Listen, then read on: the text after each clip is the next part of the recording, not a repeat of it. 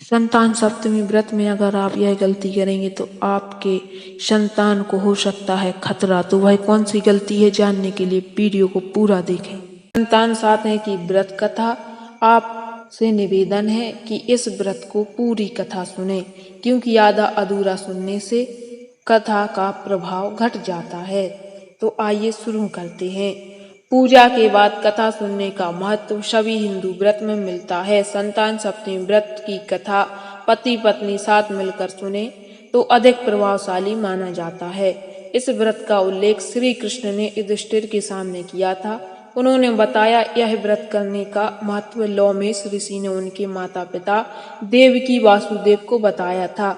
माता देवकी के पुत्रों को कंस ने मार दिया था, जिस कारण माता पिता कि उन्हें जीवन पर संताप शोक का भार था, जिसके उबरने के लिए उन्हें संतान सातवें व्रत करने को कहा गया है। लोमेश ऋषि द्वारा संताप सप्तमी की व्रत कथा, जो कि लोमेश ऋषि ने वर्णन की है, वह इस प्रकार है कि अयोध्या का राजा नकुश था। उसकी पत्नी का नाम इंद्रमुखी था। इंद्रमुखी की एक सहेली थी जिसका नाम रूपमती था। वो नगर के ब्राह्मण की पत्नी थी। दोनों ही सखियों में बहुत प्रेम था। एक बार वे दोनों सरयू नदी के तट पर स्नान करने गईं। वहां बहुत सी स्त्रियां संतान सप्तमी का व्रत कर रही थीं।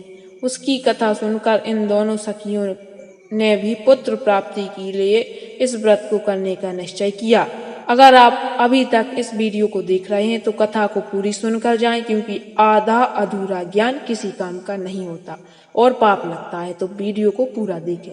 आइए कथा आगे बढ़ाते हैं। लेकिन घर आकर वे दोनों भूल गईं। कुछ समय बाद दोनों की मृत्यु हो गई और दोनों ने पशु योनि में जन्म लिया। कई जन्मों के बाद दोनों ने मनुष्य योनि में जन्म लिया। इस जन्म में चंद्रवती का नाम ईश्वरी एवं रूपमती का नाम भूषणा था।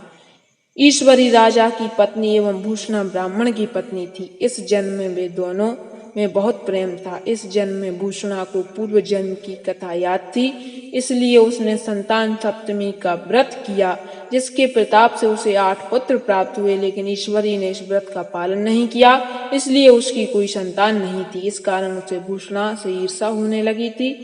उसके कई प्रकार से भूषणा के पुत्रों को मारने की कोशिश की, लेकिन उसके भूषणा के व्रत के प्रभाव से उसके पुत्रों को कोई क्षति न पहुंची। थक हार कर ईश्वरी ने अपनी ईर्ष्या एवं अपने कृत्य के बारे में भूषणा को कहा और क्षमा भी मांगी। तब भूषणा ने उसे पूर्व जन्म की बात याद दिलाई और संतान सप्तमी के व्रत को करने की सलाह दी। ईश्वरी ने पूरे विधि विधान के साथ व्रत किया और उसे एक सुंदर पुत्र की प्राप्ति हुई। इस प्रकार संतान सप्तमी के व्रत का महत्व जानकर सभी मनुष्य पुत्र प्राप्ति एवं उनकी सुरक्षा के उद्देश्य से इस व्रत का पालन करते हैं। अगर आपको आज की कथा अच्छी लगी तो भगवान श्री कृष्ण के नाम पर एक लाइक जरूर करें और हमारे चैनल को सब्सक्राइब भी करें।